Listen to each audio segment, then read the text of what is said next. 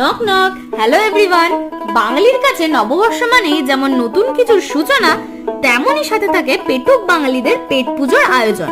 আর পাতে থাকে রকমারি পদের সমাহার, যেখানে গরম ভাত থেকে পান্তা ভাত সবই থাকতে পারে।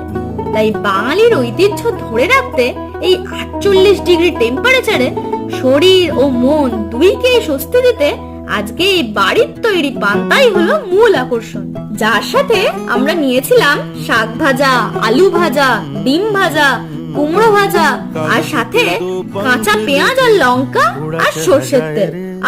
সবে মিলে আজকের দুপুরটা যেন জমে গেল। কথায় আছে পান্তা ভাতে কাঁচা লঙ্কা, গরম ভাতে ঘি।